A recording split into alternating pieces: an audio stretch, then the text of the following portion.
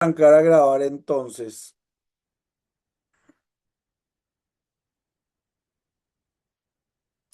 Listo, este no dice, eh, este no dice como Google Meet que dice, ¿no? Recording stopped, recording started. No, bueno, listo. Ya no es, ya qué podemos hacer. Entonces vamos a arrancar, muchachos.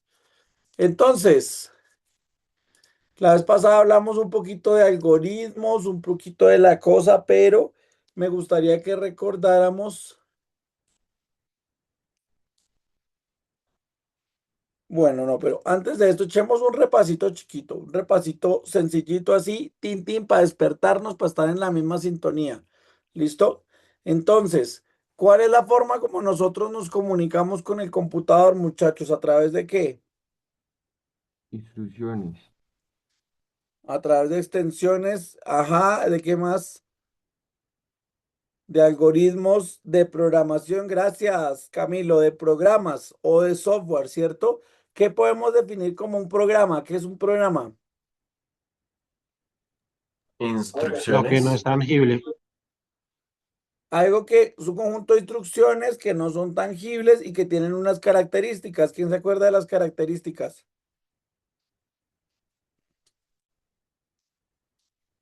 Un El paso a paso. orden, que son detallados.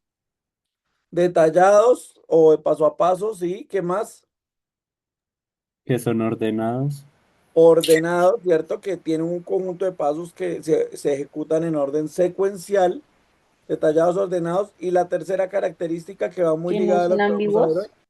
que no son ambiguos. Muchas gracias, Ana María, ¿cierto?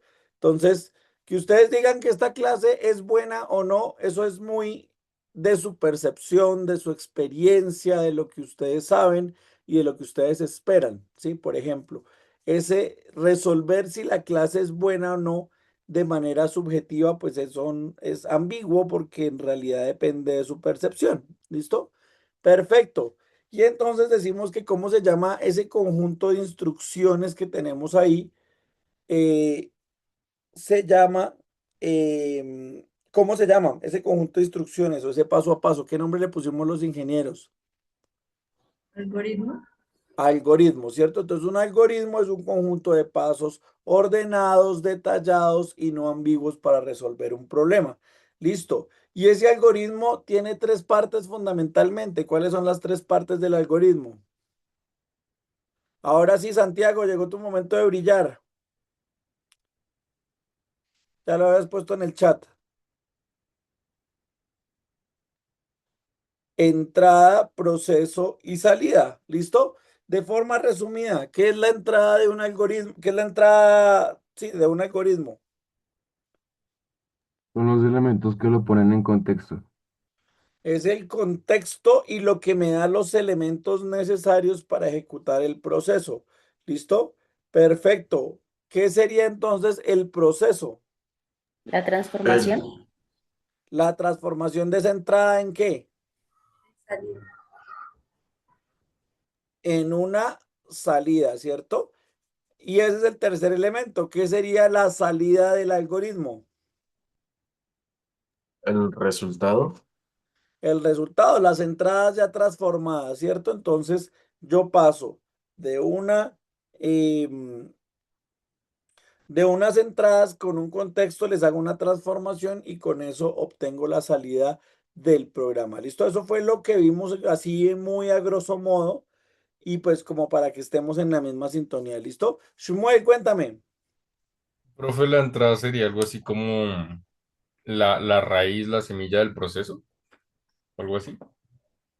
Lo puedes ver de esa manera, digamos que yo lo veo más como la materia prima, yo lo veo más como, ahí sí, pues cada uno tiene su visión, pero yo lo veo más como una fábrica y las entradas son la materia prima con la que yo voy a hacer el proceso, en la fábrica y todo lo que tengo en la fábrica y los procesos es el proceso y la salida ya sería el producto terminado, ¿sí? Pero cada quien lo mira de su manera, esa puede ser una manera de verlo y pues se entiende cuál es el objetivo, ¿listo? Algo así como si un algoritmo fuera una función. Sí, pues de hecho una función en general se puede programar, es un tipo de los algoritmos que se pueden programar, ¿listo? Entonces sí, lo puedes ver así también. Listo, muchachos, a los que tienen la asistencia, yo sé que ya muchos tienen el link de asistencia, pero recuerden que dijimos dos cosas. El link es el mismo, seguimos con ustedes ya saben cuáles son las recomendaciones que les di el día de ayer para diligenciar ese formulario, pero es importante que lo diligencien únicamente cuando yo les diga, listo, como parte del proceso que se hace aquí, aleatoriamente yo digo, en este momento vamos a llenar la asistencia y la asistencia que se registra es la que quede en ese margen de tiempo desde que yo digo hasta unos 15 20 minutos luego. Esas son las asistencias que se tienen en cuenta, ¿listo? Para que estemos claros, veo que ahí se están enviando la asistencia, está bien que la tengan a la mano, hombre prevenido vale por dos, eso está bien, pero entonces no la diligencien sino hasta que yo se los indique, ¿listo? Es nuestra forma de controlar que ustedes sí estén durante toda la clase, ¿listo? Listo. Gracias a que alzó la manito, los que alzaron la manito, ya queda claro, listo. Entonces, ya que tenemos claro y nos acordamos de eso, vamos un poquito más a la raíz. Nosotros somos de diversas ingenierías, ¿cierto? Acá vemos ingenieros químicos, de sistemas, mecánicos, mecatrónicos, electrónicos, agrícolas, no sé si ya han nombrado los civiles, químicos, industriales, creo que no se me escapa ninguno. Eh, ¿Qué tenemos nosotros todos en común? ¿Qué hacemos nosotros todos en común? ¿Qué tenemos todos en común? ¿Qué actividad realizamos todos de manera común?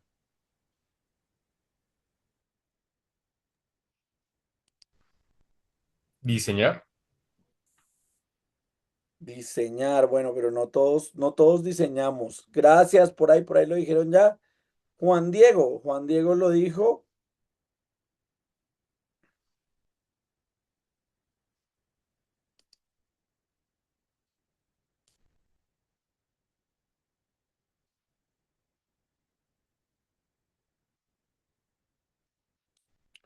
Los que ya lo diligenciaron por el día de hoy, listo. Ahorita que les diga, no lo vuelven a diligenciar, yo lo tengo en cuenta, estos primeros que tuvieron. Pero por favor en adelante tenerlo en cuenta, solo vamos a tener en cuenta desde la hora que se diligencia en adelante para que lo tengan en cuenta. Listo, Juan José, Juan Diego lo dijeron claramente, básicamente lo que nosotros hacemos es solucionar problemas, esa es nuestra tarea, para eso nos creamos nosotros, para solucionar problemas. Por eso somos los putos amos, muchachos. No se cohíban. Eso, la clase de ego en ingeniería la dan como en tercero o cuarto semestre, pero pues ustedes ya se pueden sentir los putos amos desde ahorita, ¿listo? Entonces, pero ¿qué podemos decir que es un problema? O sea, porque decimos, claro, qué chévere, nosotros solucionamos problemas. Pero ¿qué podemos definir como un problema? ¿Qué es un problema?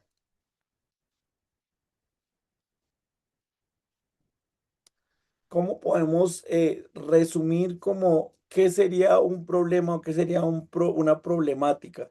Una necesidad sin satisfacer. No, la falta de algo. No, me queda como corta esa definición. O sea, no necesariamente cuando yo tengo una problemática es porque me falta algo, ¿no? O sea, muchas veces yo soluciono problemáticas que no responden directamente a una necesidad, sino por ejemplo pueden ser una mejora de algo que funciona bien, ¿sí? Entonces, ¿qué podemos decir? Interrupciones, errores, funcionamiento incorrecto, situación que se puede mejorar, algo que se busca una solución. Por ahí vas, Gabriel, por ahí va la vaina. Algo a lo que se le busca solución va más por ahí. Un planteamiento que se pone para el desarrollo de una idea, algo que se puede arreglar. Digamos que, claro, nosotros los ingenieros estamos muy abocados a la parte práctica a hacer, y eso está bien, pero pues digamos nosotros, por ejemplo, desde el sistema, resolvemos muchos problemas sin necesidad como de hacer cosas físicas, ¿no? situación solucionable, contradicciones, circunstancias que dificultan la salida. Por ahí va la vaina, Karen, ya casi, ya casi, ya casi. Básicamente podemos resumir que un problema es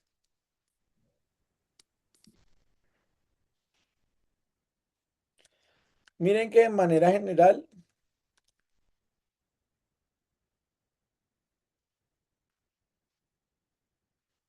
es encontrar algo desconocido, es encontrar algo que yo desconozco en un momento, ¿sí? Miren que acá yo no me centro en el objetivo, en el para qué, ¿sí?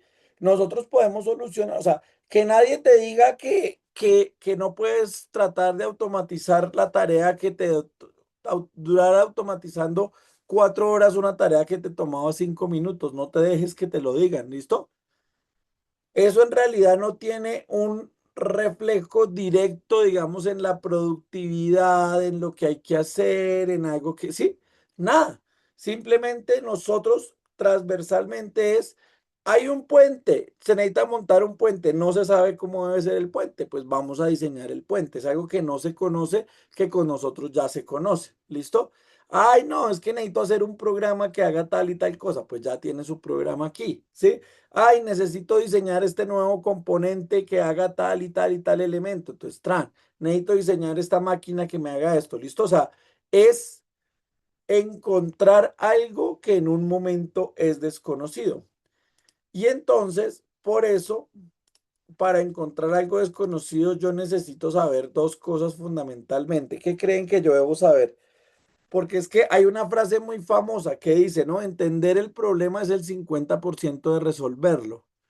Entonces, ¿qué sería ese entender el problema? ¿Qué es lo que yo necesito? El contexto, muy bien, Shmuel. Ese es el primero. ¿Qué conozco? ¿Cierto? O sea, ¿qué tengo para resolver ese problema? Y después, eso fue lo primero que me pregunto yo, ¿qué conozco? Y lo siguiente, ¿qué es? La meta, podría ser el medio, no tanto. En este punto, para resolver un problema, el medio yo lo determino después cuando identifique esta cosa que me hace falta. ¿Qué conozco y qué?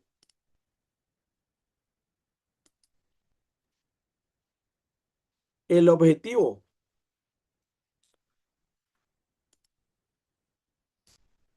¿cierto?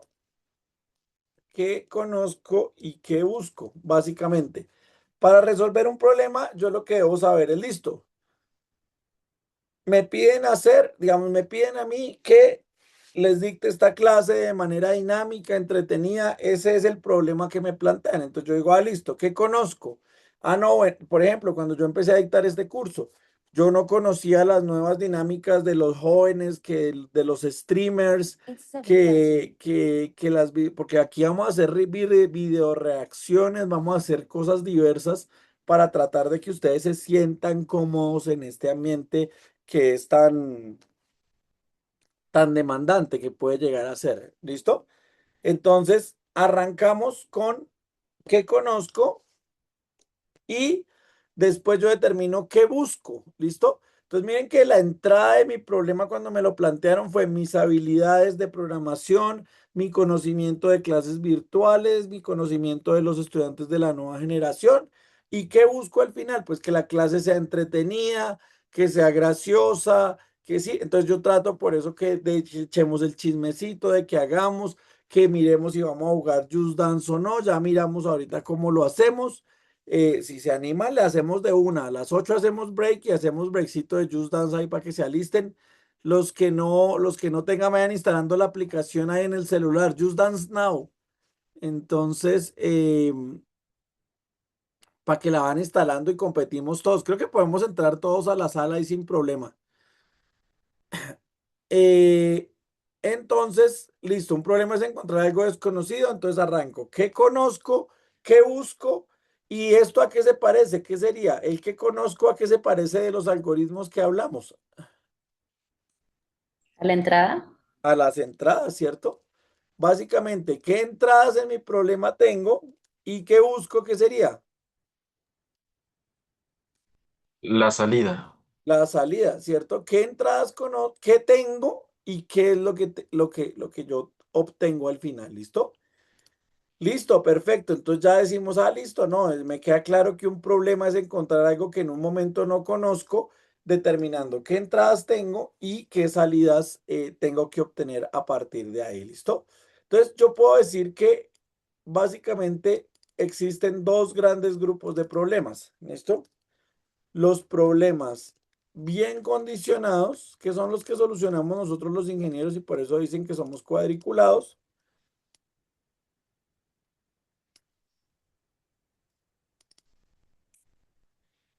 Y los problemas mal condicionados. ¿Listo?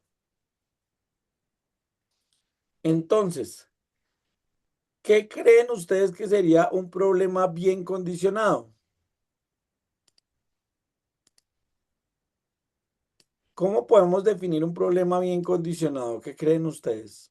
Cuando Podría ser tenemos claras que, las entradas del problema y más o menos pues el problema. Y en el otro pues tenemos que nosotros deducirlo, creería yo. ¿Se tienen claras las entradas? ¿Qué me ibas a decir, Ana María? Creo que estabas aportándome. sí, pues iba a decir casi lo mismo, como que bien condicionadas que tenemos claro qué es lo que conocemos y qué es lo que buscamos. Pero con conocer lo que entra y lo que busco no es suficiente, muchachos. ¿Qué pasa si yo les digo a ustedes, por ejemplo, en mi granja tengo ese problema que dice en mi granja tengo, no sé, 40 picos y 80 o patas, si tengo 120 animales, no sé, ¿cuál es la distancia de la Tierra al Sol? ¿Sí? Miren que la entrada es claro lo que busco, pero ¿qué falta? Una correlación. ¿Cómo podemos decir como esa correlación? ¿Cómo podríamos escribirla aquí? Se tienen claras las entradas y qué buscamos. Y además que Las condiciones. las entradas deben permitir obtener la salida. ¿Sí o no? Esa es una de las primeras cosas que uno ve cuando ve temas de lógica, ¿listo? Y es que claramente yo debo con las entradas poder obtener la salida de alguna manera. ¿Listo? Hay muchos problemas de otras áreas, como por ejemplo las ciencias puras, donde se trata de definir si efectivamente esas entradas me pueden producir esa salida. Eso es algo diferente. ¿Listo? Pero en general, nosotros los ingenieros lo que hacemos es obtener una entrada, tener claro qué es lo que tenemos, tener claro a qué nos enfocamos y saber si lo vamos a conseguir. ¿Listo? Entonces, muchachos, los que van a llenar la asistencia ahorita no se las voy a valer si siguen de acelerados. En vez de estar aquí poniendo cuidado a la clase, tranquilos. ¿Cuál es la angustia? No, no se van a ir, no hemos pasado la asistencia todavía, muchachos, respiren, miren la pantalla, encuentren de Dios, por favor, muchachos, tranquilícense, tranquilos. Entonces, tenemos claras las entradas y tenemos claros qué buscamos y las entradas me deben permitir obtener la salida, ¿listo? Eso es básicamente lo que hacemos. Miremos que esto puede aplicar para todo, muchachos. Por ejemplo, ¿por qué ustedes entraron a estudiar ingeniería a la Universidad de Colombia? Muy seguramente a la Universidad Nacional de Colombia, muy seguramente es para resolver un problema que tienen en sus vidas o un problema que van a tener en sus vidas más adelante, que es que no quieren, iba a sonar como Laura Postres aquí. ¿Alguien se acuerda de la polémica de Laura Postres? Iba a decir aquí, a no terminar siendo cajera de Lux, no mentiras, pero a lo que voy es que lo que ustedes quieren es de alguna manera, eso, Luisa, gracias, Juanita. Es que Laura Postres, vea, ni siquiera me sé el chisme completo. Es que lo que pasa es que quería nombrarla sin nombrarla para que no me funen. No, mentiras. No, no, no, la metí la pata. Entonces, miren que el problema que quizás ustedes quieren resolver es que ustedes esperan que a futuro, pues, tener una mejor posición de vida que si no estudian, ¿sí? Por eso no solo decidieron entrar en ingeniería, que es la mejor carrera, la mejor facultad del mundo mundial, sino decidieron entrar a la mejor universidad del país, lo cual es un excelente acierto de parte de ustedes, ¿listo? Y entonces, ¿cuál es la entrada para resolver ese problema de mejorar la empleabilidad laboral? ¿Cuál sería la entrada?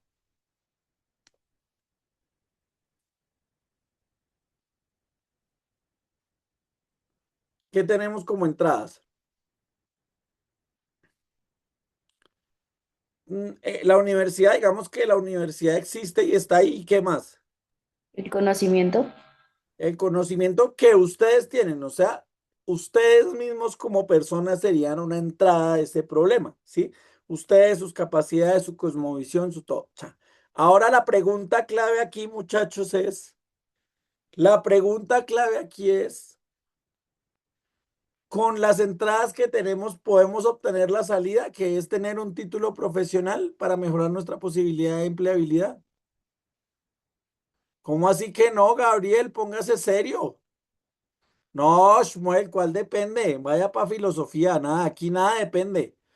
Sí, la respuesta es sí, muchachos. Ustedes ya pasaron un filtro muy fuerte en la universidad. Ustedes tienen que ser pendientes.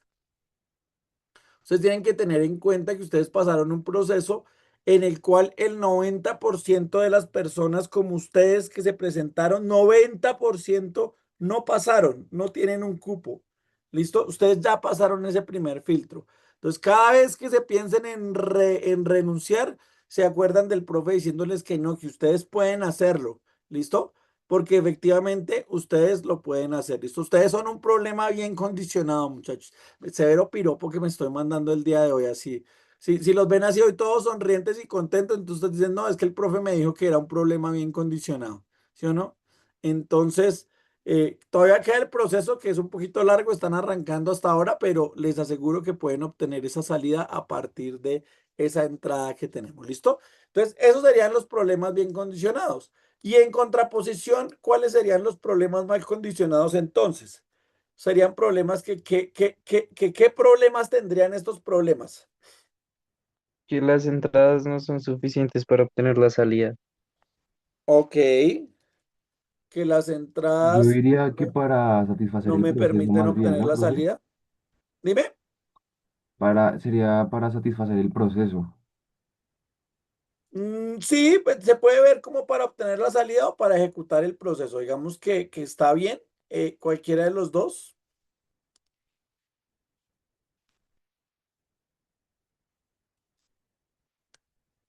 ¿Cuál sería otro clase de problema mal condicionado? ¿Qué pasa yo si a ustedes les digo, por ejemplo, tengo, mejor dicho, el día de hoy les vengo a presentar para que ustedes eh, realicen con todas sus habilidades algo muy especial para esta clase, con las capacidades que tienen el día de hoy y lo que han desarrollado? ¿Sí? Se dificulta. Entonces, ¿qué pasó en ese enunciado que les acabé de decir? No había entradas suficientes. Gracias, Santiago. No, la entrada sí la tienen, ahí se las di. La entrada se las di, que es que pues con lo que ustedes saben, ¿sí? Ahí les estoy dando la entrada. El problema aquí no es la entrada, sino la salida, que ustedes no saben en realidad qué les estoy pidiendo. ¿Listo? Y ese es el problema, por ejemplo, que tienen las... Esa es una de las cosas que les va a ayudar a ustedes mejorar sus prompts de inteligencia artificial al 100%, al 200%, al 1000%. Lo que les va a permitir hacer eso es que ustedes claramente le digan a la inteligencia artificial cuál es la salida que ustedes esperan y cómo la esperan. Porque si no está clara la salida, ¿qué hace la inteligencia artificial, muchachos? Como lo que ella considera que uno necesita. Exacto, ellos interpretan, ¿no? Entonces, justamente inventa, generar lo que sea. Entonces, no tenemos que dejarle eso, sino nosotros darle esa salida. Entonces, un problema mal condicionado es que no sea clara la salida. ¿Listo? Y esto aplica, o sea, esto aplica porque al final las inteligencias artificiales, ¿qué son? Son sistemas, muchachos, son problemas que están resolviendo algo. Entonces, cuando ustedes le quieran poner un problema a una inteligencia artificial, deben decirle cuáles son las entradas, qué es lo que necesita que haga con esas entradas o cuál es la salida que ustedes obtienen y cuál sería el tercer tipo de problema mal condicionado. Que no estén correlacionados, como lo de la granja y el sol, que las entradas no tienen nada que ver con la salida. Eso, que las entradas no me, pues ese sería el primero, que las entradas no me permiten obtener la salida. Pero en general son problemas que me llevan a respuestas de las que yo los molesto que no deberíamos tener, que claro, nosotros tenemos que ser flexibles como ingenieros y tal, pero lo que pasa es que en nuestra área no se ven mucho de esas respuestas de depende de cómo lo veas, depende de quién lo mire, y ese sería el tipo de el tercer tipo de problema mal condicionado. ¿Cuál ¿Son sería? subjetivas? Que son subjetivos o son ambiguos, ¿cierto? Como un problema filosófico. Como un problema, dime. Un problema de filosofía, un problema filosófico o algo así. Esa podría ser una opción, aunque en general en filosofía hay verdades y hay axiomas también. Digamos que también no es, esto es molestando. Lo que yo les digo que ellos no lo hacen, solo que es más común que ellos se cuestionen por cosas que son subjetivas y tratar de llegar a verdades a partir de ahí. Y nosotros somos el otro extremo, nosotros tratamos de evadir esos problemas que son ambiguos, ¿listo? Entonces,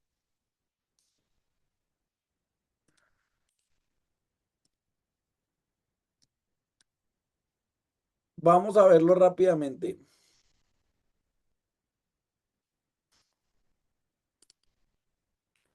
Les voy a poner un ejemplito acá.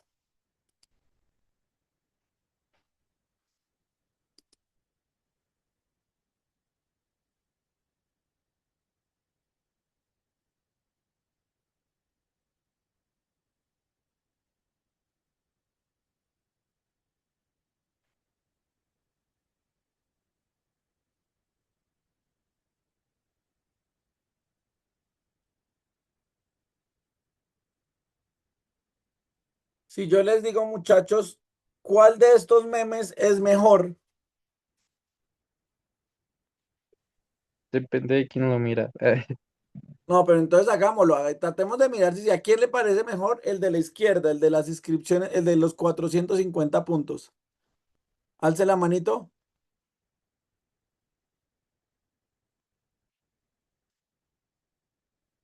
Listo.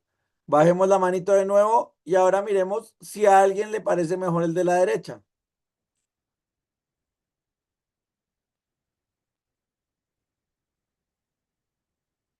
Excelente. Tenemos 8, 9 votos, 10 votos, digamos que son menos, pero el hecho de que no sean menos votos significa que sea más bueno o menos bueno, porque eso es totalmente subjetivo.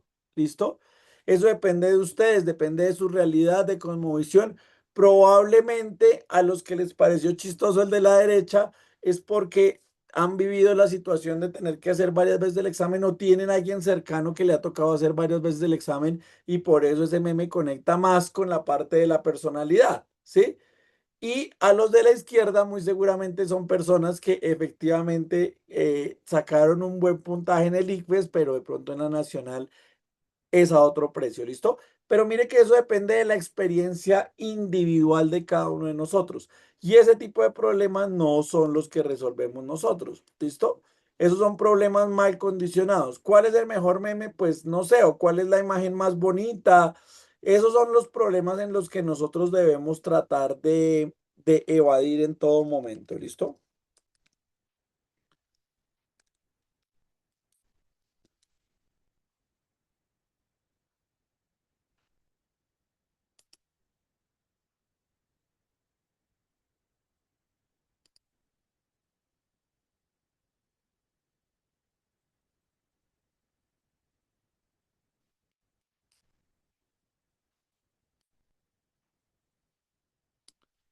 Entonces, acá les voy a poner un ejemplo de lo que sería un problema bien condicionado en contraposición. Estos son los problemas que nosotros apuntamos a resolver. ¿Listo? Por ejemplo, una fábrica dispone de dos máquinas que elaboran el 40 y el 60% de los balones que producen. El porcentaje de balones defectuosos de cada máquina es del 2 y del 3% respectivamente. Si se selecciona al azar un balón de la producción y este fue defectuoso, ¿cuál es la probabilidad de que haya sido fabricado por la máquina uno? ¿Listo? De pronto con lo que sabemos ahorita, no sabemos cuál es la solución. ¿Listo? Efectivamente todavía no sabemos cómo se solucionaría este problema, pero lo que sí podemos decir es, podemos evaluar si el problema está bien o está mal condicionado. Entonces, ¿cómo lo vamos a ver? Vamos a ver por acá.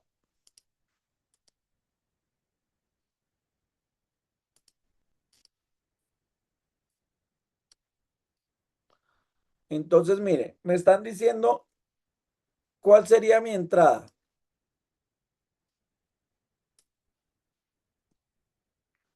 Los datos de porcentaje. Exacto, que tengo dos máquinas que uno elabora el 40 y el 60%. Me interesa si son balones o no, o si son helados, o si son camisetas. No, no me importa. De acá lo que me importa que sea una fábrica, una industria, una microempresa, que sea alguien en su casa, eso no me importa, ¿listo? Entonces miren que nosotros como ingenieros empezamos a centrarnos en los valores claves. Dos máquinas elaboran el 40 y 60% de algo, ¿listo?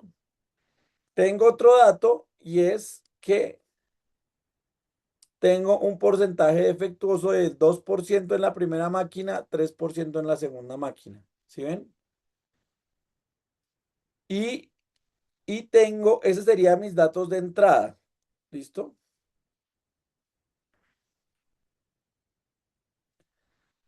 Y tengo mi pregunta de la salida, que sería si se selecciona al azar un valor de la máquina,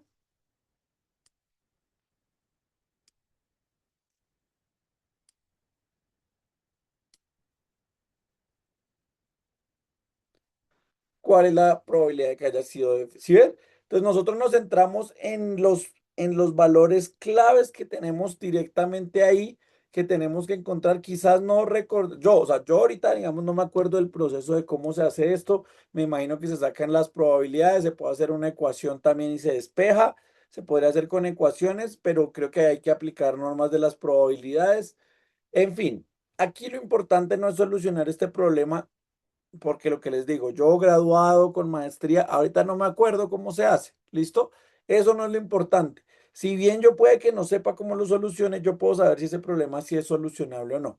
Más o menos con la información que me dan, yo digo, ok, sí, como que ese problema tiene las entradas claras, es claro cuál es la salida, ahora yo tengo que hacer el proceso. Entonces, si ustedes se dan cuenta, nuestra tarea como ingenieros, que acá lo podemos complementar en la parte de arriba, es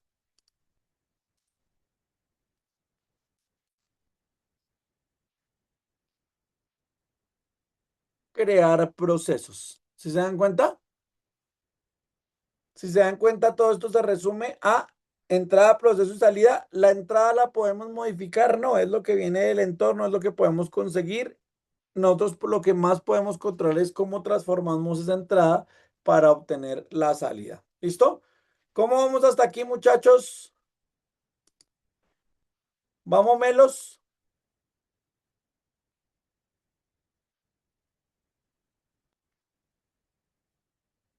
Listo.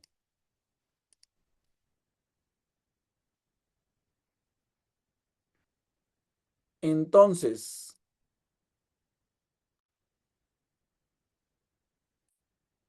voy a tratar de colocar aquí un problema que puede que se les haga familiar y miramos si está bien o mal condicionado y si lo podemos resolver. ¿Listo? Entonces,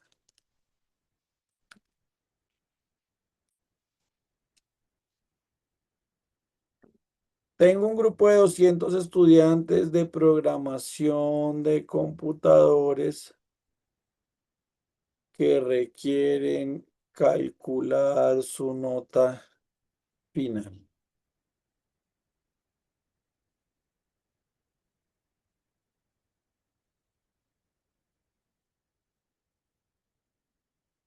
Las notas son la nota, el porcentaje, las actividades y su porcentaje. Y sus porcentajes son 10 laboratorios del 7,5% y un proyecto final del 25%. ¿Listo?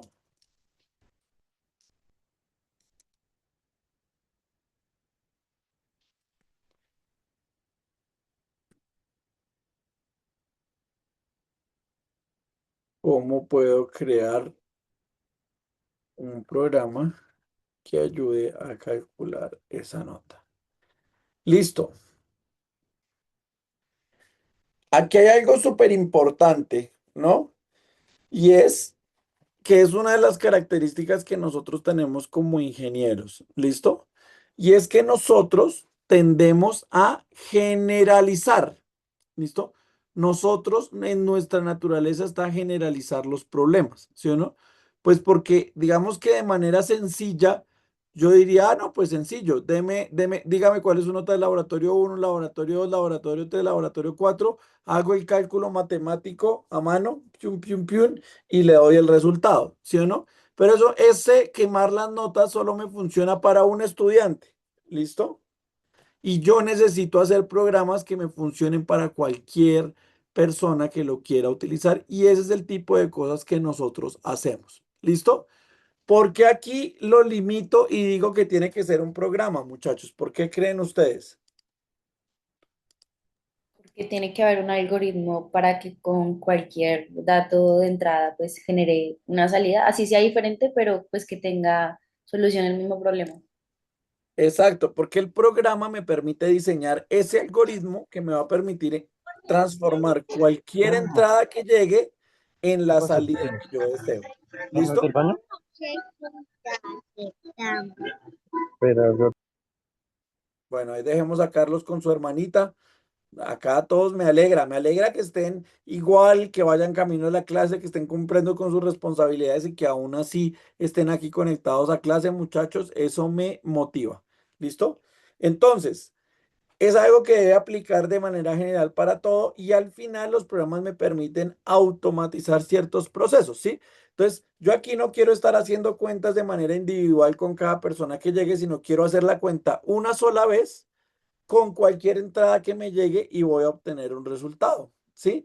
¿Qué es lo que siempre hacemos, muchachos? ¿Ustedes creen que cuando la gente creó el sistema operativo que ustedes están usando ahorita, Windows 11, ¿sí? Cuando ellos hicieron el algoritmo, ellos dijeron, ah, no, claro, entonces vamos a hacer que la persona siempre tenga que entrar, iniciar sesión, abrir Google Chrome y entrar a la llamada. Ese sería un caso. Ahora voy a crear el caso de que el usuario entre y elija Word. Y ahora voy a crear, sí, no, sí, o sea, los que diseñaron el sistema operativo no hicieron en mente con un conjunto de pasos definidos, sino ellos dijeron, ¿qué puede hacer el usuario y qué puedo hacer yo para responder a esa necesidad? ¿Sí? Digamos, yo ahorita en mi pantalla tengo el Zoom, tengo abierta la pantalla con la presentación que le estoy haciendo, tengo dos pantallas. Sí, es un caso muy diferente al de ustedes que de pronto están en una pantalla, tienen abierto el Zoom, están tomando sus notas a manos o lo que lo están tomando a computador. ¿Sí ven? Cada quien lo hace de manera diferente y el mismo programa nos está funcionando a todos. Entonces nosotros tendemos a hacer programas de índole general, generalizando la función de lo que yo tengo allí. ¿Listo? Entonces, antes de yo iniciar, debo determinar las tres cosas para definir si el problema es bien condicionado o no. ¿Qué sería lo primero que debería definir para ver si es bien condicionado o no? Si con las entradas puedo llegar a la salida. Listo, pero entonces antes de eso yo debería saber qué es la salida, ¿no? Entonces, bueno, digamos, ¿cuáles son los datos que conozco? ¿Cuáles son mis entradas? En este caso, ¿cuáles serían las entradas?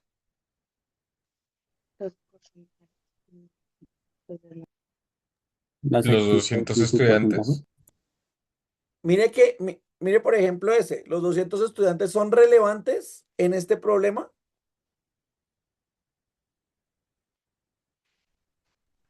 No.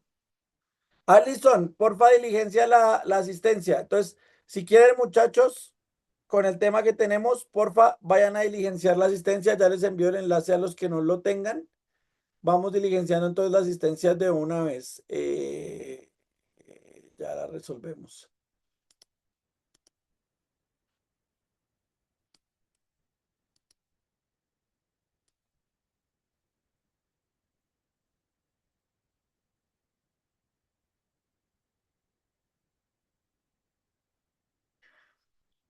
Listo, muchachos, ahí les acabo de enviar la asistencia.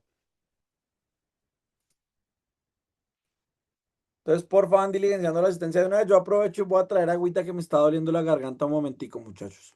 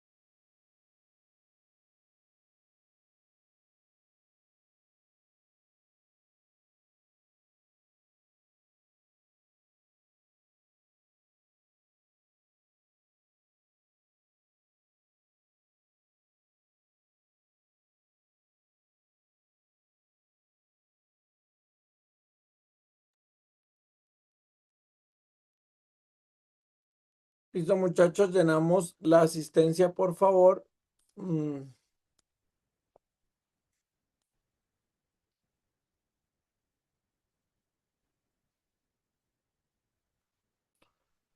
Muchachos, me acabo de llegar un mensajito de un tema familiar. Ustedes me pueden regalar 5 minuticos si hago una llamada. No me demoro muchísimo. Porfa, ténganme paciencia. Yo en general no me ausento, pero creo que es un tema medio urgente. Van diligenciando la asistencia.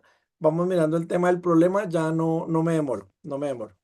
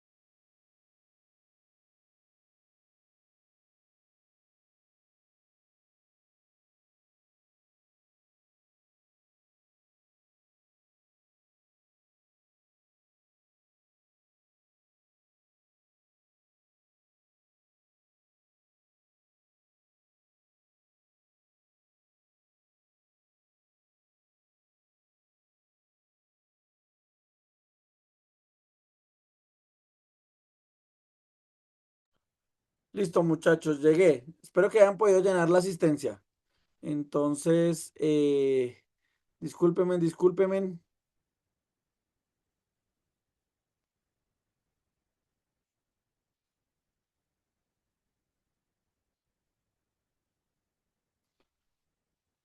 Listo. Bueno, continuamos entonces, muchachos. Yo sé que están interesados por el problema de los balones, pero como no lo sé resolver, me voy a estresar. Entonces, vamos a hacer este de la nota final. Entonces, miren que en realidad yo diseñar este programa para 200, para 100, para un estudiante, para 300, para 2000, en este momento a mí me da lo mismo. ¿Listo? Eso no es lo relevante. Lo relevante es que yo tengo la cantidad de actividades y sus porcentajes. ¿Listo? Eso es lo relevante que yo tengo ahí. Con esas entradas que tengo, entonces ahora debo definir, lo siguiente que debo definir es qué desconozco, qué es lo que quiero tener de salida. ¿Cuál es la salida? ¿Qué es lo que quiero tener al final? La nota final. ¿Listo? Y ahora la pregunta clave es, ¿con esta entrada puedo llegar a esta salida? ¿Qué dicen ustedes? Sí, en principio yo diría que sí puedo. Y ahora viene otra pregunta importante. ¿Hay una única manera de resolverlo? O sea, ¿a qué me refiero? El proceso puede ser diferente, pero si lo resuelve Ana María o Julio o Andrés o William de Jesús y lo resolvemos de manera correcta, a todos nos va a dar el mismo resultado, nos va a dar diferentes, con las mismas entradas que debería darnos. La salida es la misma, miren, la salida tiene que ser la misma. El proceso puede ser diferente, ¿sí? Unos pueden sumar los porcentajes y multiplicarlos, otros pueden hacer como una distributiva, multiplicar cada porcentaje por cada nota y sumarlos de manera individual. El proceso puede ser diferente, pero el resultado, si nosotros hicimos bien el problema, debería ser el mismo, ¿listo? Entonces es un problema que es no ambiguo. Entonces hasta aquí vamos bien. Entonces, el problema pinta de que nos va a servir de manera positiva. ¿Listo? Pero entonces, ahora, ¿cómo hago yo para... Porque lo que les digo, miren que va a ser un programa que me va a permitir calcular la nota para cualquier estudiante. Si yo no tengo la nota como tal, porque lo voy a hacer de manera general, ¿cómo podría yo hacer para guardar como esa nota en algún lado y que me permita consultarla posteriormente? Con variables. Ese es el concepto que vamos a explorar ahorita, pero entonces lo que nosotros vamos a imaginar ahorita es un cajoncito, ¿sí o no? Entonces, hagan de cuenta que ustedes le dicen a su mamá, por ejemplo, mami, yo voy a cocinar hoy, ¿sí? Yo voy a cocinar hoy. Y entonces su mami le dice, listo, cocine con lo que hay en esta canasta. Entonces les va a dar una canasta con unos ingredientes, ¿listo? Miren que si ustedes lo dicen hoy o lo dicen mañana, pues pueden cambiar los ingredientes, va a ser diferente la receta, pero el proceso va a ser el mismo. Coges la canasta, sacas los ingredientes, trabajas con ellos y al final tienes un plato. ¿Sí se dan cuenta? Entonces, esos cajoncitos que nosotros podemos ver son espacios en memoria. Entonces, ustedes se dan en cuenta, este es un ejemplo no real, pero no sé si ustedes han visto un ejemplo de una memoria RAM. Es que me permite mostrarles esto de manera bien chévere de lo que quiero mostrarles. Esto que les voy a decir no es real, no es real. O sea, esto que les voy a decir no corresponde con la realidad. ¿Listo? Pero solo quiero que vean que es como si yo almacenara una información en cada una de estas paticas, ¿sí? En cada una. Entonces, claro, yo voy a hacer una operación, entonces yo lo que hago es hacer una operación apuntando a lo que está en el cajoncito, a lo que está ahí adentro y no ligándolo a un valor. ¿Sí se dan cuenta? Entonces es como si yo dijera, en la primera patica voy a meter la nota del laboratorio 1. En la segunda patita meto la nota del laboratorio 2. En la tercera patita la nota del laboratorio 3. Y así sucesivamente. Y entonces, pues cuando yo haga la operación, ¿cómo hago la operación? ¿La hago con números o cómo la hago?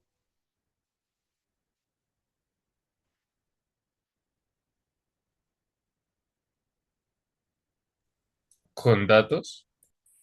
No, con datos no, con señalo a la patica donde está guardado el valor. Simplemente le digo, vaya en este momento a esa patica y tráigame el valor que está ahí. ¿Listo? Estamos hablando de paticas de ingeniería de sistemas, no paticas de otras patas, muchachos. Acá no hablamos, Profe, no de las, funciona no de como el mentiras, Excel. no de las drogas. Dígame, Profe, dime, Shmuel. ¿cuál sería la diferencia entre las patitas, los datos y las variables? Es que las paticas es el lugar físico donde se almacena. ¿Listo? Y ya vamos a ver cómo se relaciona con las variables. Tranquilos, vayamos con calma. Entonces, yo de alguna manera lo que voy a hacer es definir un cajoncito, un cajoncito.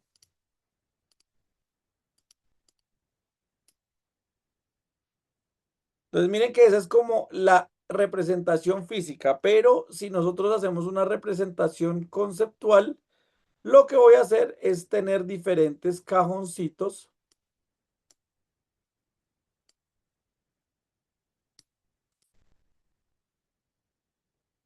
Son 10 laboratorios, 1, 2, 3, 4, 5, 6, 7, 8,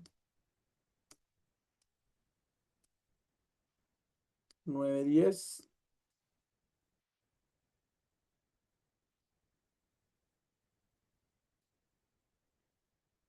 Y 11. ¿Listo? Entonces miren que yo lo que digo es, en principio para este problema, yo necesito 11 cajoncitos, ¿cierto? Donde almacenar la nota de los 10 laboratorios y una nota del proyecto final. ¿Listo? Les podemos llamar cajoncitos, le pueden llamar celdas, le pueden llamar lo que ustedes quieran. ¿Listo? No importa. Lo que necesito es que usted entienda que de alguna manera lo que yo hago no es almacenar un valor directamente, sino guardo es un elemento que me va a guardar algo ahí posteriormente. ¿Listo? Entonces ya tenemos los cajoncitos, las celdas, lo que tengamos directamente ahí. Ya los tengo. Yo de alguna manera los determino. ¿Listo? Pero entonces, ¿qué dijimos? ¿Que los computadores son inteligentes o brutos? Brutos. Brutos. Son brutos. Entonces, ¿cómo sabe el computador? ¿Cómo podríamos hacer para que el computador sepa dónde yo meto la información que yo correspondo? Por ejemplo, porque yo aquí puedo meter, en esta parte puedo colocar lo que yo quiera acá, ¿sí o no? O sea, aquí puedo colocar, supongamos que sacaron en el primer laboratorio, en una nota sacaron 5, en otra 4, 5, en otra 4, 8. En otras se les fue la luz y no alcanzaron a presentar, entonces 1,0.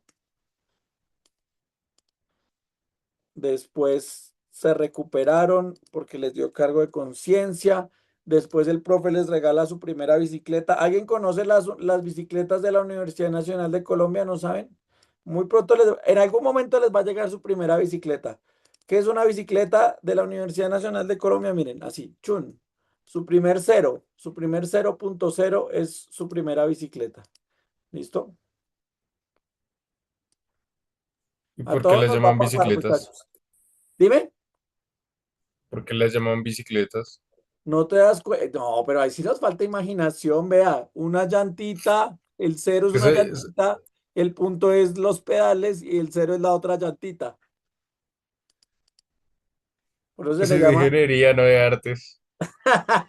Es una buena respuesta, pero por hacer ese tipo de preguntas puede tener su primera bicicleta. No, mentira, no, no, no. Listo, bien. Entonces, bueno, ya, pero ya lo entendimos que es claro. Entonces, miren que tenemos ya los cajoncitos y ya tengo las notas, muchachos. Pero ahora, ¿cómo hace el computador cuando hace la operación para saber qué coge de dónde, muchachos?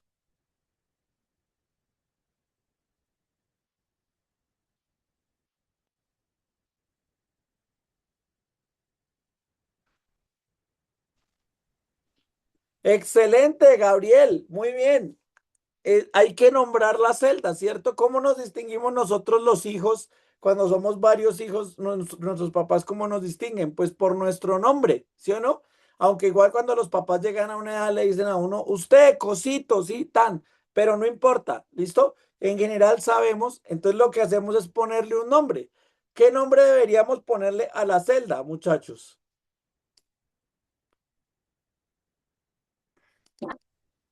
Profe, podría ser L1, L2, L3. Exacto, algo que sea diciente, vea, lab 1, lab raya al piso 1,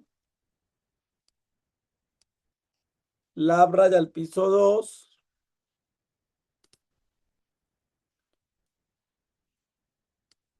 Bueno, acá voy a tener, esto lo vamos a hacer aquí a toda carrera. En este momento es cuando digo, mierda, se me ocurrió poner 10 laboratorios, ¿en serio? No se me ocurrió un ejemplo más sencillo con 2 laboratorios, pero no pasa nada, muchachos. Es que si les muestro un ejemplo real, ustedes van a estar más pendientes, o esa es mi teoría. De pronto ya los perdí, puede ser que ya los perdí, pero no importa, no importa.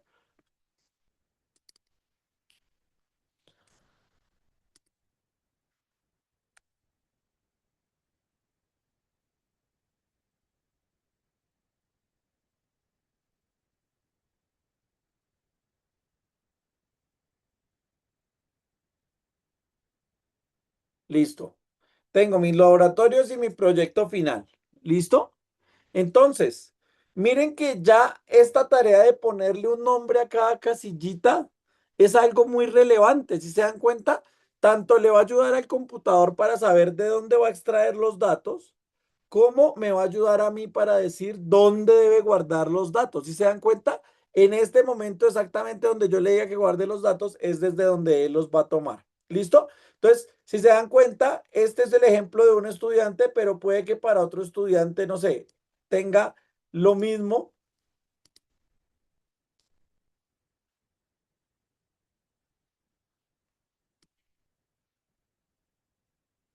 Y solo cambie el laboratorio 6. Él no se sacó una bicicleta o en el laboratorio 7 se sacó otra bicicleta. Miren que este caso, a mí ya no me importa qué nota hayan sacado los estudiantes, si se dan cuenta, porque yo hago la operación donde.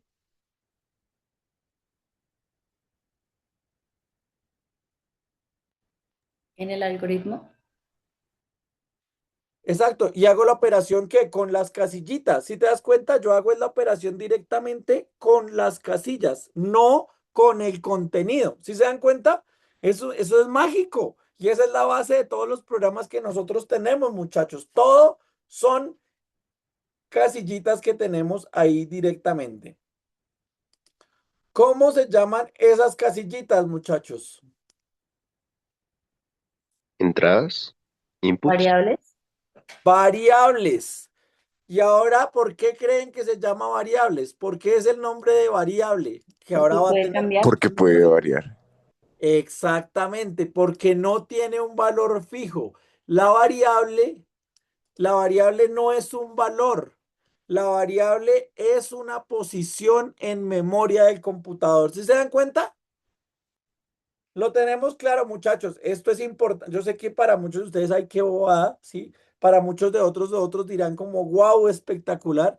Pero créanme que con esto ya tienen avanzado, con el entendimiento de que es una variable, tienen avanzado mucho del proceso que vamos a explorar en programación.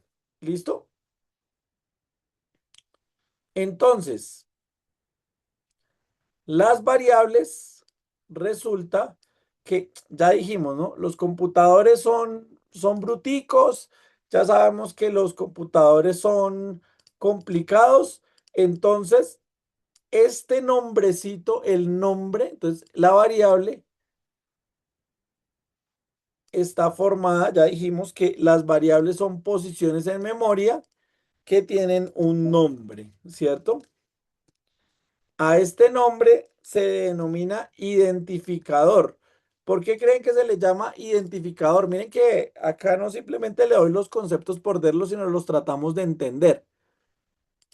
Cada variable tiene un nombre y a ese nombre se le llama identificador. ¿Por qué se le llama identificador? ¿Por qué creen ustedes que tiene sentido que se le llame identificador? Para distinguirlos, porque uno puede confundir laboratorio con proyecto, por ejemplo, si no se Exactamente. definen.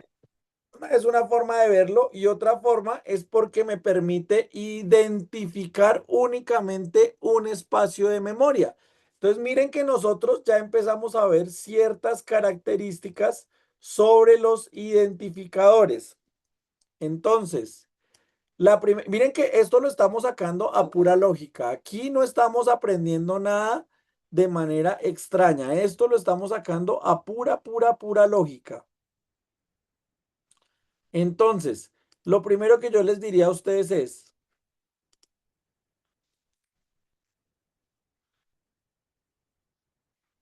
¿pueden haber dos identificadores iguales dentro de mi programa? No. No, ¿sí ven? De Sí. manera No, sí, natural. O sí, sea, sí, porque la clase puede ser una clase, ¿no? Y eso es un identificador. no, eso es otra cosa. Eso es una cosa diferente porque una clase no es una variable. Una clase es un componente encapsulado. Eso es otra cosa. No me confundan los muchachos. Estamos hablando de variables. Una variable es una variable, una clase es una clase, un objeto es un objeto, una estructura es una estructura. ¿Listo? Que estamos hablando de variables. Cuando hablamos de variables, estamos hablando de identificadores únicos. ¿Listo? Entonces, quiere decir que esa etiqueta que yo le puse, o sea, es que miren lo que es un sinsentido si yo a este laboratorio le llamo laboratorio 1 y le digo, guárdenlo si yo a usted que es una persona inteligente, que pasó a la Universidad Nacional de Colombia, que escogió la mejor universidad del país para estudiar la mejor ingeniería, si le digo, guarde el dato en el laboratorio, en el lab 1, ¿dónde lo va a guardar usted? En ambas variables. Algunos dirán en ambas, otros dirán en el de la izquierda, otros dirán en el de la derecha. ¿Sí se dan cuenta? Y eso hace que no sea ambiguo. Pasamos del campo de la ingeniería a la filosofía con una equivocación, muchachos. Entonces, no, ¿no? Seguimos en el campo de la ingeniería. ¿Listo? Entonces, ya vimos que el identificador debe ser único, único en todo el programa.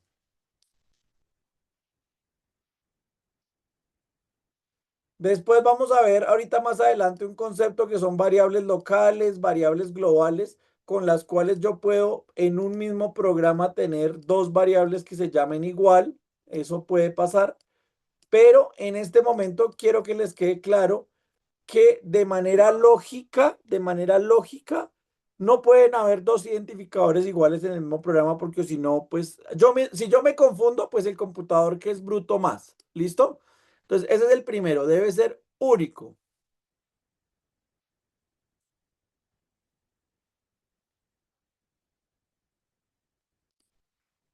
¿Qué otra característica tiene? Ustedes con este nombre que tienen aquí, ¿qué característica tiene? Que no se le puede poner espacio.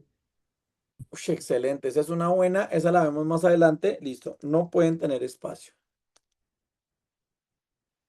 Esta no tiene mucho sentido para ustedes, ¿sí? O sea, porque ustedes en principio lo que dirían, no, pues coloquémosle lab espacio 9, ¿sí? Ustedes dirán, no, pues no hay problema, ¿sí? El problema es que ya cuando vayamos a verlo en el compilador, que tiene una lógica interna, eso puede confundir al computador, ¿listo? Entonces, para nosotros tenerlo es como si yo tuviera una única cintica, y en esa cinta yo le tuviera que poner un nombre sin espacios ni nada, ¿listo? Eso es lo que tiene así, no puede tener espacios. Y podemos generalizarlo aún mejor. Las variables solo pueden tener caracteres alfanuméricos y raya al piso. Raya al piso es el único carácter especial que se acepta. Es por eso que ven que hay muchas variables que tienen raya al piso.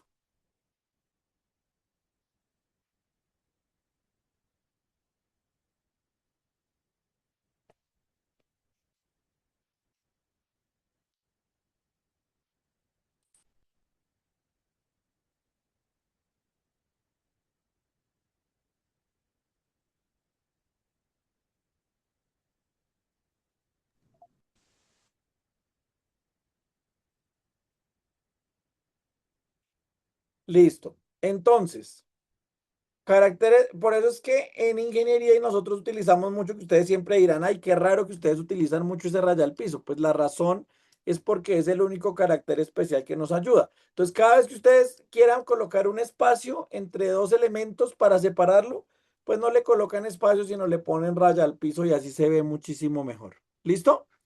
Hasta ahí vamos bien. Con esas tres primeras características las entendimos y está claro.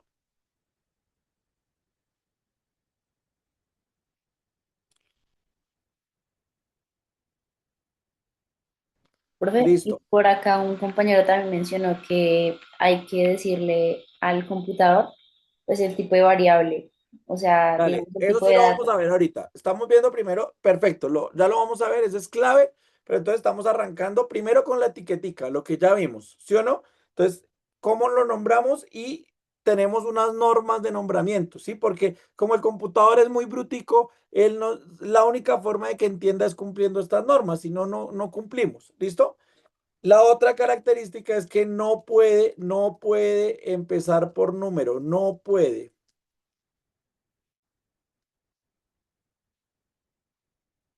No puede iniciar por un número, ¿listo? No puede ser un número de ninguna manera. No puede iniciar, o sea, no puedo colocar 7 raya al piso lap. Eso va a ser un error, ¿listo? Ustedes dirán, profe, pero pasamos de algo muy lógico, ¿cierto?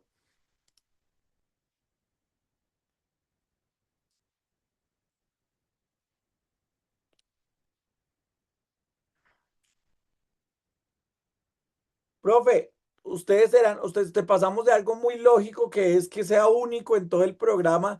Ya uno que como que bueno, que no pueda tener espacios, eso está como raro. Caracteres alfanuméricos y espacio y radial piso, bueno, listo, tan. Pero ahora que no puede empezar por un número, ¿listo? Lo único que les puedo decir, muchachos, aquí es que la vida es así, ¿listo? La vida es así, no la he inventado yo. Simplemente esa es la norma. No puede iniciar por un número porque el programa se confunde. ¿Listo? Entonces tengámoslo súper claro. Gabriel dice que no se puede iniciar con mayúscula. No es cierto, Gabriel. Sí, las variables pueden iniciar y de hecho pueden nombrarse incluso con mayúscula. Eso que tú estás hablando es más un estándar que internamente nosotros cierto tipo de variables las hacemos con mayúscula y ciertas con minúscula, pero no significa que no se pueda. ¿Listo? En este caso se puede. ¿Listo? Ahora, en general, para la mayoría de compiladores,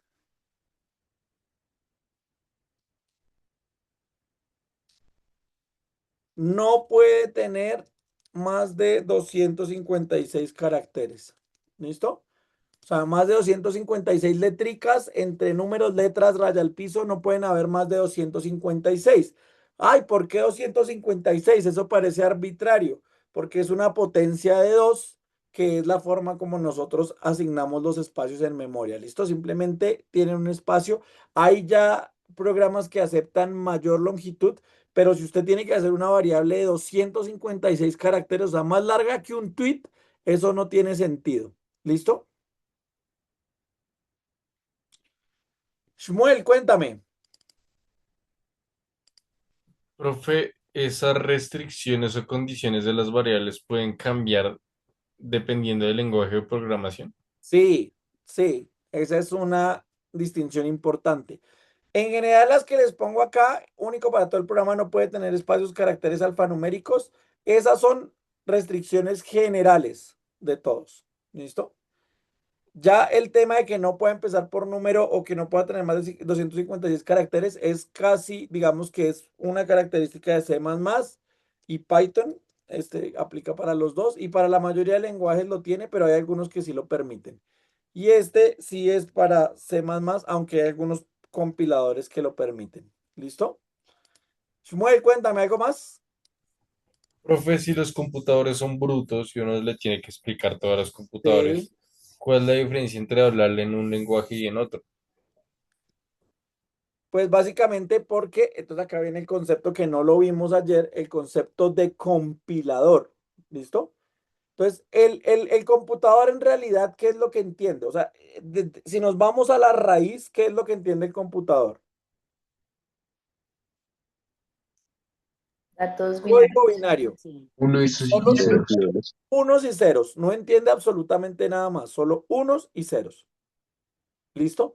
Entonces, el computador entiende unos y ceros. Lo que hace el compilador es coger un conjunto de instrucciones y convertirlo en unos y ceros, básicamente. O sea, convierte el lenguaje humano en lenguaje de compilador. ¿Listo? ¿Qué es lo que pasa? Que los humanos diseñamos, así como lo que nosotros estamos diciendo. Imagínense si en un problema como este, yo lo puedo hacer de diversas maneras. Yo puedo sumar las notas individuales con su porcentaje. Yo puedo calcular primero el porcentaje, puedo sacar primero la parte de las notas, la proporción y después el porcentaje. O sea, si en un problema como esto tengo 3 o 4 opciones de resolverlo, entonces imagínense ustedes cuántos compiladores diferentes hay que ver con características diferentes cada uno. ¿Listo? Entonces hay muchos compiladores diferentes y el lenguaje se acomoda más a la situación que yo tengo que abordar. ¿Listo?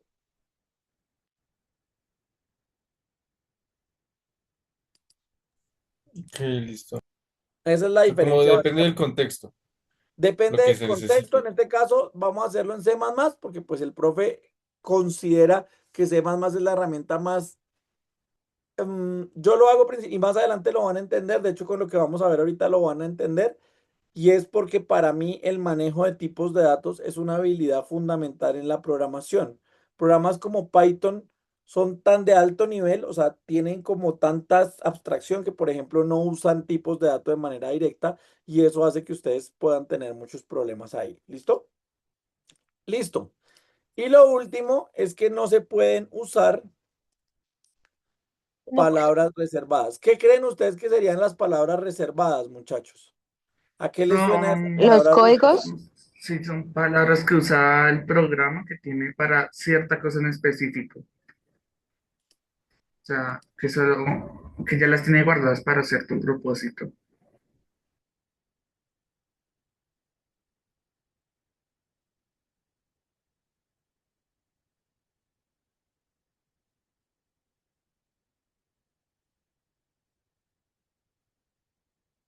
Entonces, son palabras que ya tienen una asignación específica dentro de C++.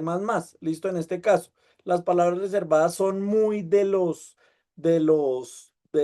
programas, el compilador. Listo, entonces, por ejemplo, para C++ tenemos una que es cout, otra que es cin, tenemos main, tenemos int, tenemos float, import. Bueno, hay muchas palabras, son un conjunto de palabras que básicamente es, si es una palabra que me sirve para hacer una acción dentro del programa, pues simplemente no puedo llamar una variable de esa manera. ¿Listo? Sencillito.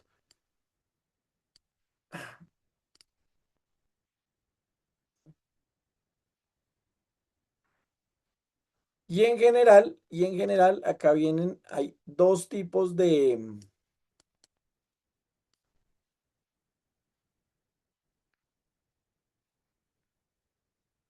Pero esto sí es totalmente opcional, esto no es obligatorio, esto no hace parte de los requisitos obligatorios, sino esta es más bien una buena práctica. Una buena práctica es que hay diferentes formas de nombramiento de las variables, ¿listo? Y hay dos estilos principalmente. El estilo camel case, ¿listo? Que es básicamente nombrar una variable en la cual cada nueva palabra inicie con mayúscula, ¿sí? Entonces, por ejemplo, yo pongo proyecto final, sin espacios, sin raya al piso, sin nada, ¿sí? Simplemente proyecto final. ¿Por qué se llama camel case? Porque como va mayúscula, minúscula, se ven como jorobitas de un camello, ¿listo? Y el estilo underscore o raya al piso, que es separar las palabras por raya al piso, ¿listo? Y de hecho tener un estándar de nombrarla con minúscula, con mayúscula, con lo que sea.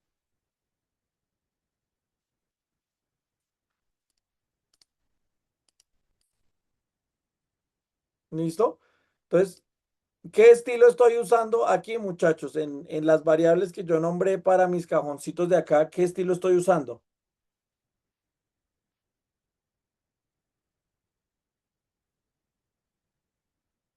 Underscore. Es como un estilo underscore, digamos que a veces el underscore es bastante estricto en que todo sea en minúscula. Yo ahí le agregué una mayúscula, es como una mezcla ahí extraña de las dos, pero digamos que más o menos sigo un estándar de nombramientos. Digamos, yo me siento mucho más cómodo nombrando las variables así. A mí camel case no me gusta porque casi no puedo leer, no entiendo. Entonces, pues ya, simplemente ustedes pueden escoger el que les parezca mejor. ¿Listo? Gabriel me pregunta que qué es C++, es el lenguaje de programación que vamos a aprender. Vamos con calma, ya les voy a explicar qué es, cómo funciona todo. Dice, si la variable dice que es algo que puede variar, pero al darle un valor no se vuelve constante, sí dentro del programa, pero como la variable es un cajoncito, en cualquier momento yo podría reescribir el valor de la variable, por ejemplo. ¿Si te das cuenta? Entonces, de esa manera, esa variable constantemente puede utilizarse. Depende del caso de para qué lo vaya a utilizar. ¿Listo? Entonces,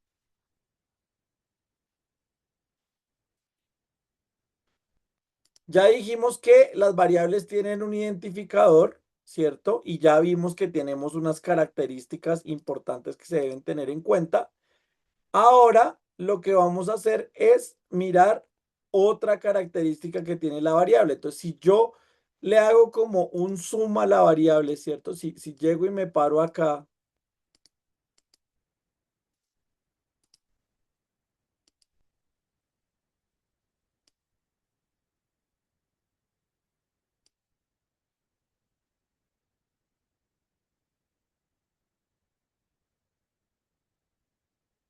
entonces si yo me paro acá, yo voy a ver que la variable tiene dos elementos fundamentales. El identificador, o sea, si yo me paro en un cajoncito cualquiera,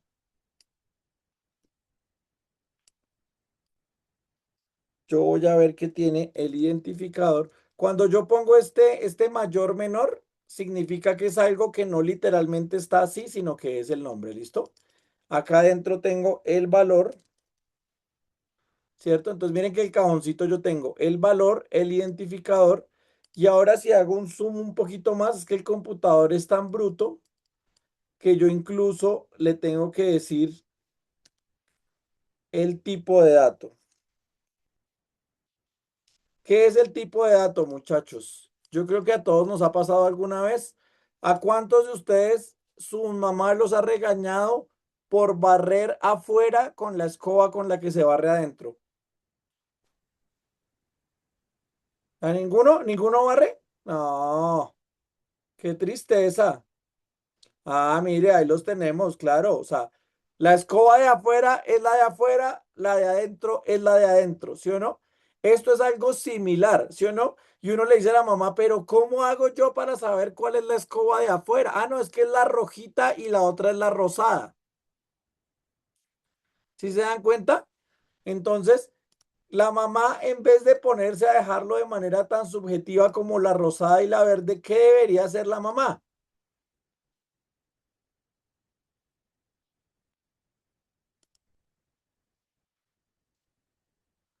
Pues marcarla, excelente. Decir, mire, esta es la escoba para barrer, esta es la escoba, ¿sí? Eso es el tipo de dato, ¿sí? El tipo de dato es decirle para qué se va a usar ese cajoncito, ¿listo? Entonces, en este caso, es como si yo tuviera un cajoncito y yo dijera, en este cajón voy a guardar mandarinas. Entonces, el cajón de las mandarinas. En este cajón voy a guardar naranjas. Entonces, es el cajón de las naranjas. ¿Las mandarinas se guardan en el cajón de las naranjas, aunque sean cítricos? No. Si yo lo definí así, no se hace, ¿listo? Entonces, con los programas pasa exactamente lo mismo. Arnold es todo un loquillo, vea. Arnold es el mero rebelde. Arnold dice, sí, yo sí, ¿y qué? Este man no teme a la muerte, no teme, no teme. Entonces, Los tipos de dato, entonces lo que tenemos aquí es un tipo de dato.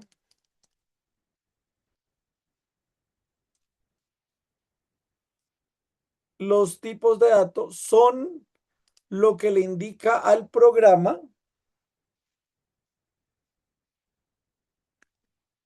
dice que se va a guardar. ¿Listo? Dice qué es lo que se va a guardar ahí. Entonces, nosotros tenemos que saber, claro, cuando yo lo hablo con naranjas, con mandarinas, es fácil de entender, pero entonces en un programa hay cosas que se deben poder guardar y cosas que no. ¿Qué fue lo primero que dijimos que se debería poder guardar? ¿Cuál es el lenguaje que el computador entiende? Ceros y unos. C++. Ceros y unos. Entonces resulta que yo tengo un tipo de dato para guardar eso. ¿Listo? Entonces el primer valor que yo tengo es valores de verdad, que es el tipo de dato booleano. Entonces, ¿qué valores?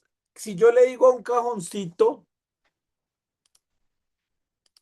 si yo le digo a un cajoncito que es de tipo booleano, ¿cuáles son los valores que yo puedo guardar ahí adentro? ¿Cuántos valores diferentes puedo tener? Solo Dos, dos. verdadero, Solo falso. dos. Falso o cero y verdadero o uno. ¿Listo?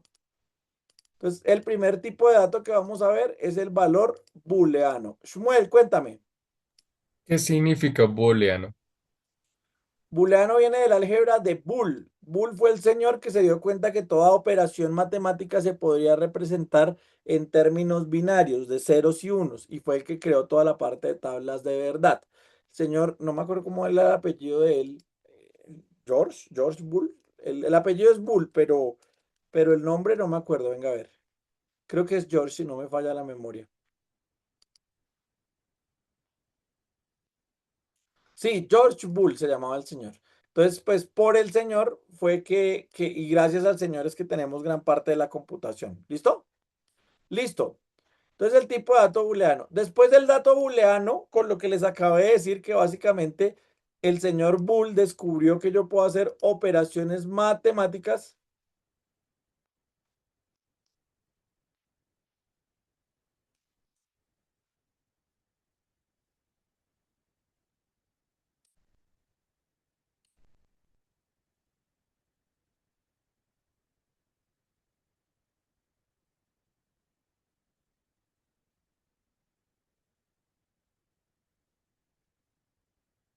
Entonces, si yo puedo hacer operaciones matemáticas, ¿cuál sería el otro tipo de dato que puedo guardar acá? Enteros. Los Números, enteros. números, sí, números en general. Números enteros sería el primer tipo, ¿no? Entonces, pues los números que nosotros conocemos, pues son los números enteros. ¿Listo? Acá de una vez les voy diciendo cómo se escribe en C++. En C++, el tipo de dato booleano tiene un identificador que es bool, de booleano. ¿Listo? En entero, ¿cuál cree que sea el identificador? Int. Int. ¿Por qué int? Porque pues esto está diseñado en inglés, ¿no? La mayoría de gente escribe en inglés, entonces viene de integer, entonces la primera abreviatura de integer, ¿listo? Int.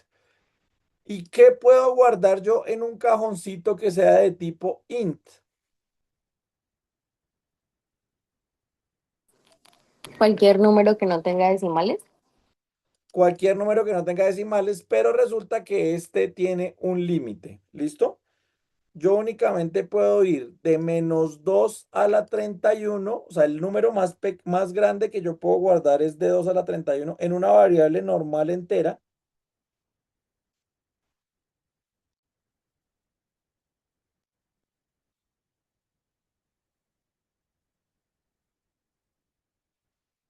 De 2 a la 31, ese cosito chiquito que aparece ahí es una vergulilla y representa una potencia, ¿listo?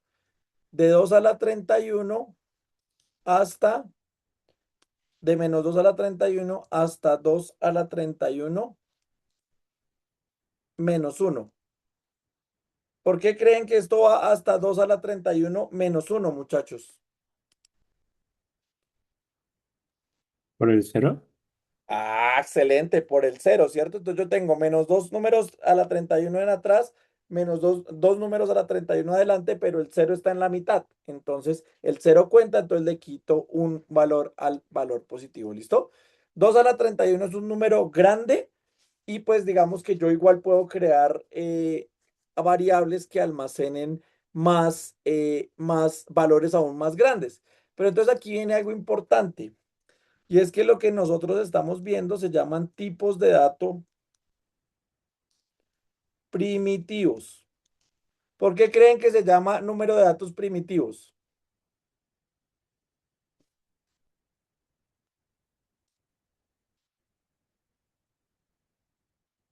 Hágale, Arnold, hágale, fresco, fresco, se adelanta de la clase. ¿Por qué les llamaría como primitivos? Porque son como los básicos que dan pie a los demás datos. Son los tipos de dato básico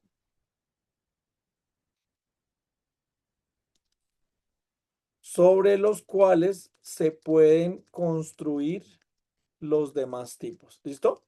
Entonces, esto que les estoy enseñando no solo aplica para C++, aunque nosotros lo estamos viendo en C++, sino aplica para cualquier lenguaje de programación. En cualquier lenguaje, independientemente de lo que ustedes van a hacer, van a tener booleanos y van a tener enteros. ¿Listo? Nicolás, cuéntame.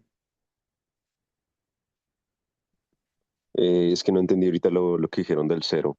Dale, Me dio listo. curiosidad. Entonces, resulta que para no complicarte el cuento, supongamos que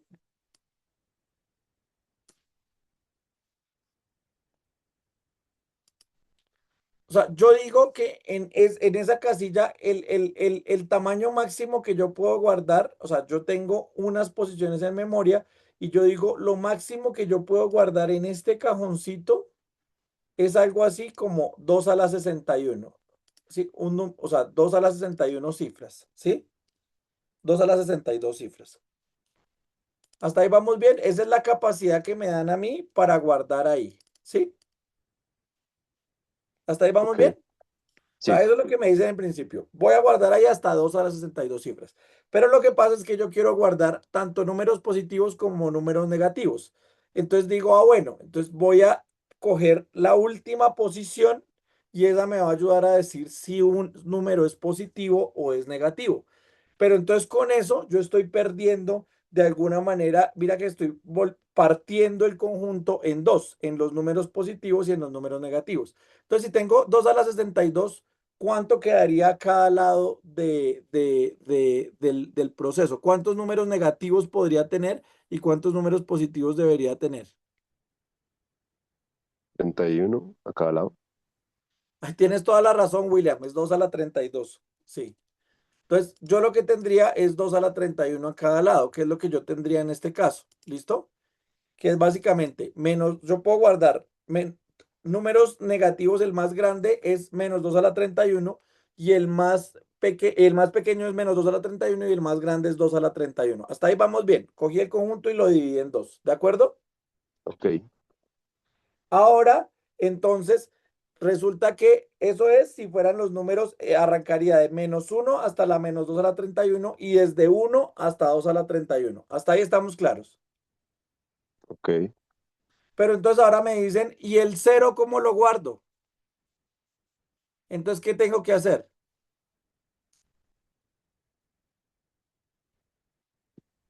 Si el tamaño es fijo, ya no puedo ampliar el tamaño, entonces, ¿qué tengo que hacer?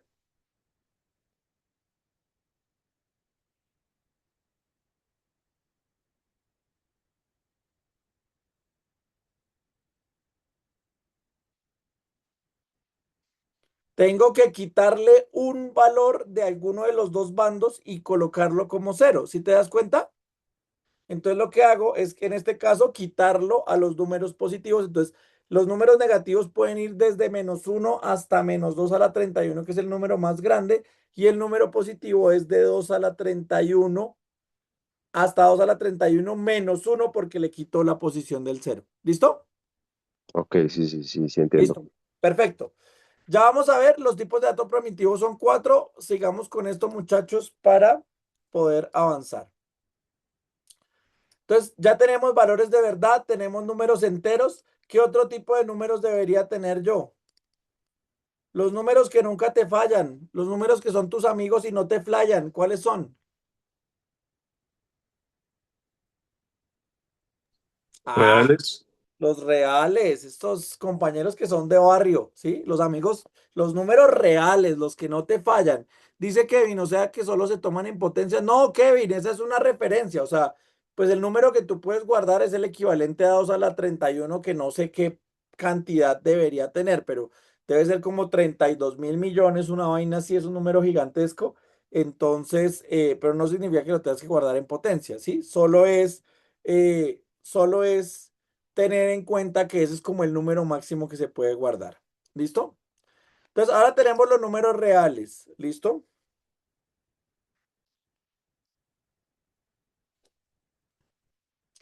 Que son números con, bueno, acá podemos decir números con decimales.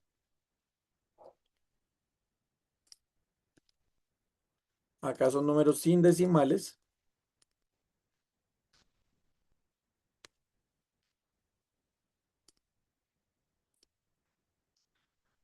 Son los reales. ¿Y cuál sería, acá este es contraintuitivo, cuál sería el nombre de este tipo de dato? Hay dos formas como se puede llamar. La primera es float, ¿sí? Flotante se llama, pero en general a mí me gusta o que se llame double. Se puede llamar de cualquiera de las dos maneras, solo que el float es más pequeño que el double, pero a mí se me hace más intuitivo el nombre de double, porque si ustedes se dan cuenta, en realidad nosotros los ingenieros no nos estresamos. ¿Qué sería un número? ¿Qué sería un número? Un número de, ¿cómo ustedes representarían un número decimal? Pues simplemente ustedes cogen la parte entera y la meten en un entero, ¿sí? Y la parte decimal la tratan como si fuera otro entero, ¿sí se dan cuenta? Entonces queda como un doble, ¿sí? Queda como un doble entero. Por eso para mí es más natural llamarle doble que coma flotante, ¿sí? Porque pues ese coma flotante no me da información, pero lo pueden llamar como se les dé la gana, ¿listo? José Manuel dice float forever, eso es porque nunca has hecho una operación seria con números decimales porque el float es muy pequeño. ¿Listo? Entonces, ya sabemos que los números con decimales son los reales y esos me permiten almacenar menos 2 a la 31 punto 2 a la 31 hasta 2 a la 31 menos 1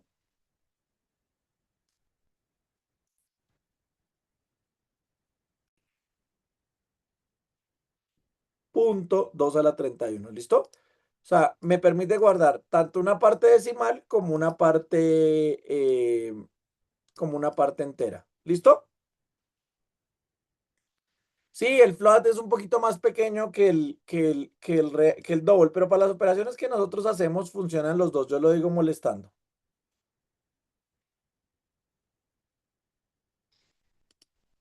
Listo. Y ahora terminamos con el último tipo de dato. Mire que ya tenemos valores de verdad, de ahí salimos a los números, que utilizamos el entero y utilizamos los decimales. ¿Qué nos faltaría a nosotros? ¿Qué más necesitamos para un programa, muchachos? Sí, muy chévere los, muy chévere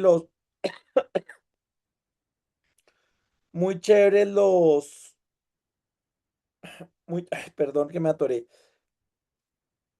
Muy chévere los numeritos, ¿sí? Pero en realidad nosotros, ¿con qué trabajamos o cómo hacemos para que entiendan los humanos?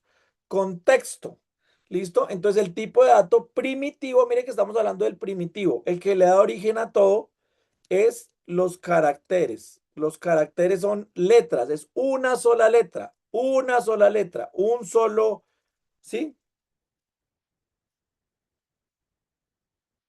Yo únicamente puedo guardar un carácter ahí. ¿Listo? Entonces, si es carácter en inglés, ¿cómo se llamaría? Carácter, que sería un char. ¿Listo? Dice Nicolás, ¿cómo se representan los irracionales? Pues, de hecho, por su definición, el irracional es irrepresentable en términos de computación, porque claramente tenemos recursos limitados y tenemos que limitar el tamaño de donde yo voy a guardar las cosas, ¿sí? Yo puedo hacer cosas como almacenar los primeros 100 billones de pi, por ejemplo, en el número, ¿sí?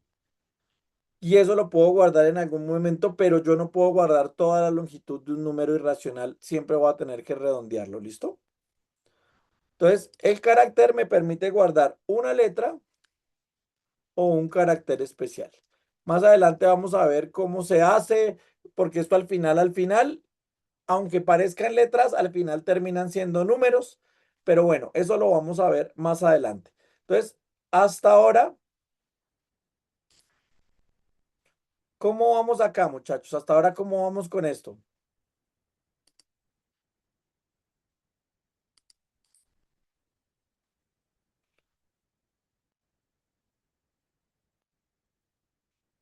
Sí, o sea, estos son los tipos de datos primitivos. Existen otros tipos de datos que se derivan de estos, pero estos son los fundamentales, son los que vamos a utilizar primera vez. ¿Listo? Dice, o sea que si le pongo raíz de -2 mi tostadora explota, pero eso no es irracional, eso es un número imaginario que es diferente, eso es otra cosa.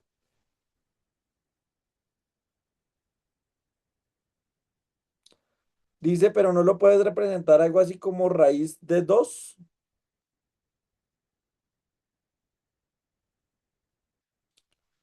Tú lo puedes colocar, pero el computador en el fondo lo va a redondear, ¿sí? O sea, tiene una capacidad limitada, entonces en algún punto va a cortar y va a hacerlo hasta ahí, ya sea con una norma de redondeo o con una norma de truncamiento. ¿Listo? Listo. Entonces miren que en principio ya sabemos, ya tenemos claro cómo pasamos de un problema a solución de problemas, empezamos a llegar a un problema, entendimos el concepto de variable y sabemos que una variable está generada por un nombre y por un indicador. Entonces, si yo voy acá a mis cajoncitos, ¿qué me hace falta en mis cajoncitos, muchachos? Ya tengo el identificador que me hace falta. Definir el tipo de variable. Me falta el tipo de variable, ¿listo? Sí, muchachos, los apuntes yo los coloco con el video de la clase, no se preocupen. Entonces, ¿qué sería el tipo de dato de este primer cajoncito?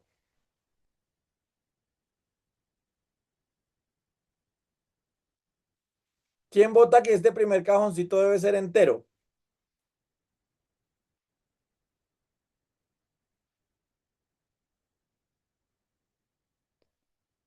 Laura Sofía y Juan votamos que tiene que ser entero. Entonces, es importante tener aquí en cuenta que nosotros estamos diseñando en general para todos. ¿Listo? En este caso particular que tengo acá es un número entero, 5. ¿Listo? Pero en realidad el laboratorio uno puede tomar decimales o no puede tomar decimales. Sí, sí podría. Sí podría tomar decimales, porque de pronto yo me saqué 5, pero mi compañero se sacó 4, 3, ¿sí? Entonces, como puede, entonces yo guardo el tipo de dato con el cual pueda guardar la mayor posibilidad de datos. Entonces, para este caso, el tipo de dato correcto es double.